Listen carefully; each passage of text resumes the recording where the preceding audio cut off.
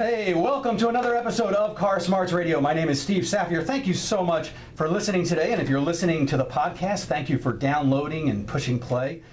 Oh, it's a special show today. I want to visit the world of Elvis Presley and his cars. And joining me in the fun today is none other than the world's top Elvis tribute artist, Shawn Klush. Shawn, welcome to the show. Hey, Steve, how are you? You need a little volume here? I do. Okay, hold on. Yeah, I think... Check 1, 2. Check 1, 2. Here we go. Check. I need a little more. You need a little more, more level here. Here we go. Yeah, very good. There we are. Welcome to the show. As I said, you're coming off a great show at the Keswick Theater last night. We're taping it right after the show.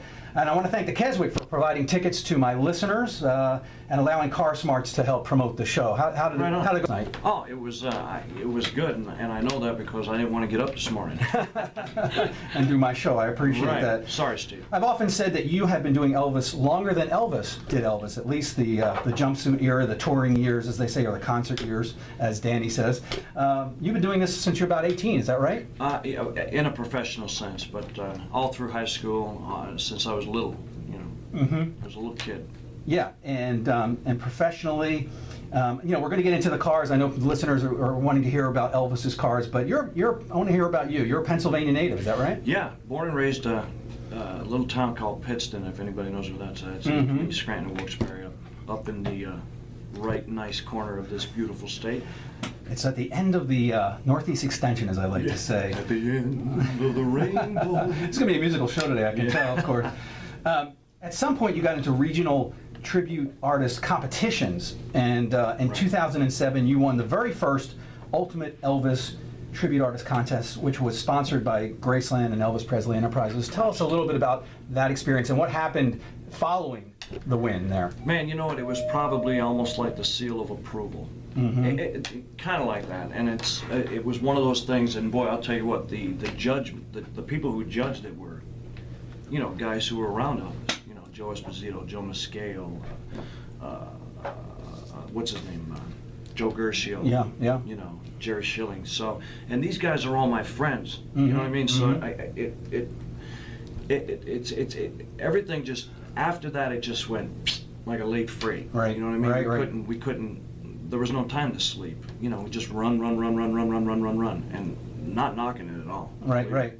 And there was this sort of, allure of the Memphis Mafia, but they did become friends. I mean, we've been together in Vegas and other places, and Joe Esposito was right there in your room and by your side the whole time, and so it was the real deal. I mean, they really felt that you had something special over, I would say, there's approximately, they say, 30,000 tribute artists around the world, and that ranges everything from wedding singers to the ordained priests in Vegas who are marrying people in a jumpsuit, right up to those who actually make a living at it. And I've always said that you're the tribute artist that other tribute artists aspire to, because they can't see Elvis anymore, right? And so where's their reference point?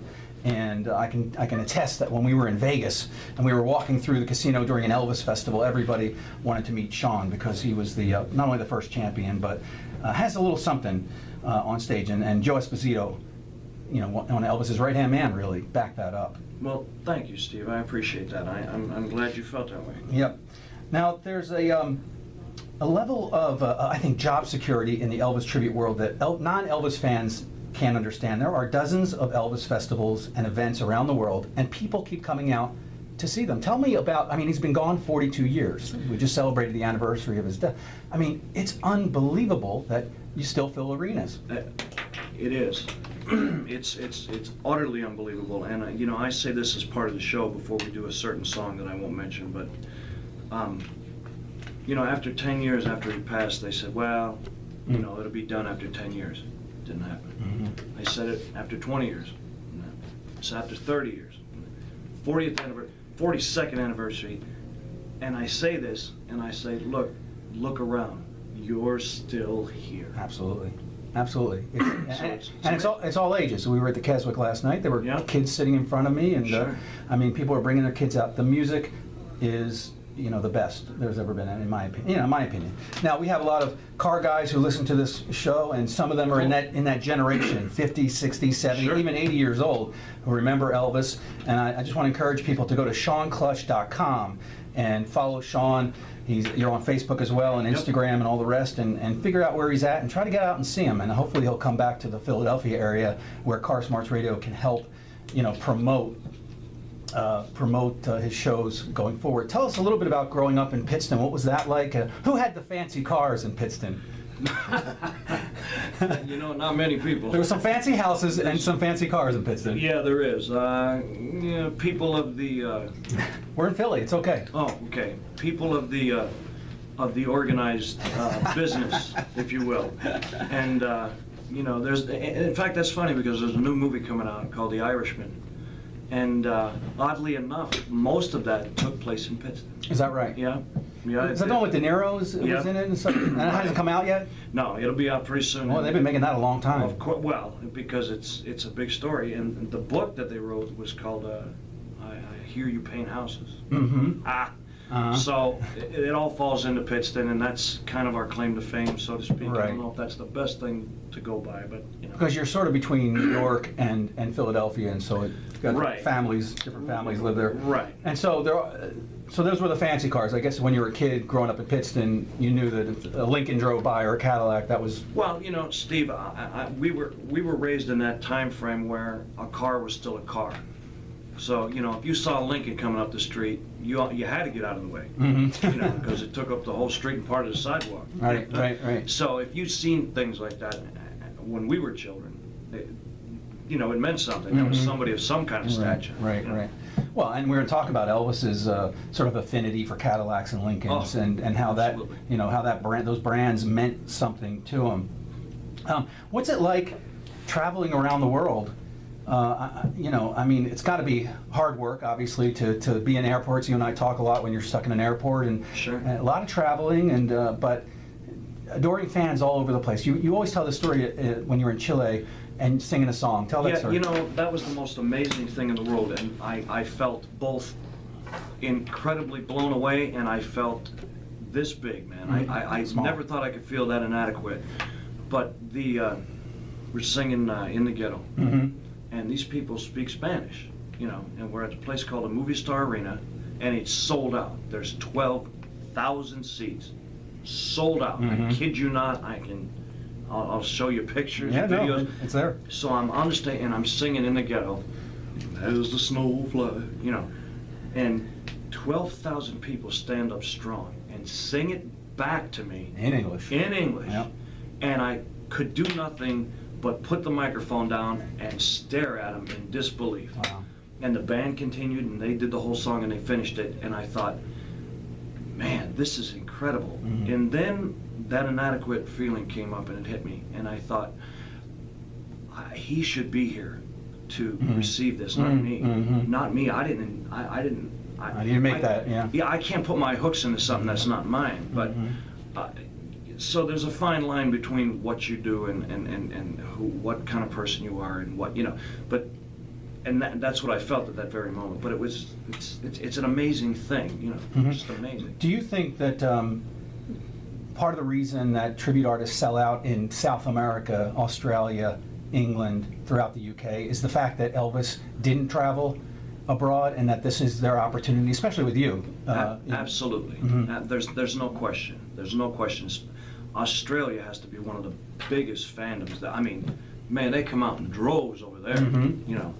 England, you sell out in England. It's just we've been doing 2 tours over there, a November tour and a May tour, and we go from London all the way up to Aberdeen, Scotland. Yeah. As they say, Scotland. And it's the most amazing thing, night after night, to see that many people. I just want to make a comment that if you're watching this on the YouTube, we're going to post this on YouTube. Shawn is wearing a pair of sunglasses that are not, they didn't buy them at a Graceland gift shop, although there's nothing wrong with that. Those are licensed products. These are the real deal. These were owned and worn by Elvis, and I'll post some pictures up on the YouTube video so you can see reference of Elvis wearing them. So very, very cool. How much of Elvis's stuff do you have? Is that it? Is that your? I got a couple of things here and there. You don't like to talk about it. Well, you don't want to. I have a guitar. Wow. I got these glasses. I got. There's a wallet. I got a little bit of a. I have a bracelet and a ring. Yeah. So. Oh, is that all? Really? Yeah. That's too bad. I'm sorry you couldn't get more. But you know Jimmy Velvet and a bunch of other people who have the stuff. Sure. Again, we've been out to Vegas, and that's where sort of people gather and either sell real stuff or imitation stuff. But you got the real deal. Those are real sunglasses. Now you went over to England right after winning the 2007 Ultimate, Right. and you were on I guess sort of like a game show in a sense. Well, actually, that's reversed. Is that right? I went over to England first, and Simon Fuller, who does American Idol, Yeah. put on this show called The World's Greatest Elvis. And we reached 6.2 million viewers, and they all voted, and I won. And then I didn't even come home. Mm-hmm. I went right to Memphis. Okay. So no sleep, and then we started that. Oh. And then we won that one. Wow. And then after that happened, instead of going home, I went to the Gibson, the Gibson showcase in Nashville, and they were looking for this, for that, whatever, and I won that one, which I got endorsed by Gibson, and that's how I got the guitars that I got. It wasn't a long endorsement; it was a year or something, but you got the product, and you got to go play and use the product out on the road. So that's what happened, and just amazing stuff. Now you have portrayed Elvis in movies, video, and also I think an introductory film Yes. to the Elvis in concert. Yes, that was most amazing. Yeah, tell me a little bit about that experience. We had Stig, I can't think of his last name, the producer, but anyway, we got the run of the house. We actually had the run of the mill at Graceland. Sadly enough, two of the gentlemen that were with me that day are no longer here. Joe Esposito had passed away, and recently George Klein. Yep.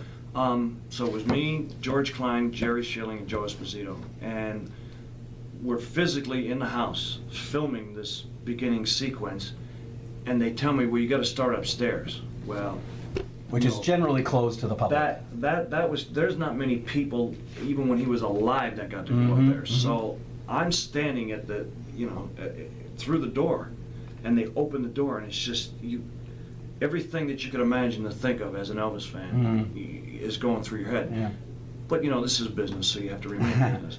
But I found out things like, because of Joe Esposito, where the washer and dryer was at Graceland. It's right in front of your face when you walk in that door, you just don't know. And, and sitting in the kitchen and being able to go all the way down to the piano room. And there were some solemn moments too. Jerry and Joe were in the living room, and we were on a break, and I got to sit on that massive couch. And they went off in the corner talking about something, and they both teared up. Wow. The effect that this guy had on everything. Of recreating that moment. Yeah, it just, and they remembered things that just, that things that, like Aloha from Hawaii, that big, like, at that time, these guys were just doing a television show. It was just being on the road again. And you look back on it in retrospect, and you go, man, a little old guy from Mississippi, and did a show for the world. Yeah. That's it's incomprehensible. Yeah, it really is. Yeah, it really is, and it lives on. There's something magic about it, and so you've toured the world, Australia, UK. Where are some of the other places you've been to? Even up in Peru. Played Peru. That was that's a different experience. There's a lot of folks jammed into that little country, boy. Stop signs are optional. Right. Red lights, yeah, it's a color. Now you did a promo video, we're going to get into cars obviously, you did a promo video years ago, man, right after the '07 win, where you're driving a Ferrari through Italy. Oh, yep. Remember that? Yeah, that was most amazing. Yeah, we were there too, that's right.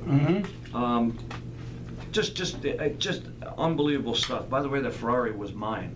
Was that? Yeah, but it was part of the record deal. Oh, that's right. And that's right. it still sits over there. I haven't driven it since.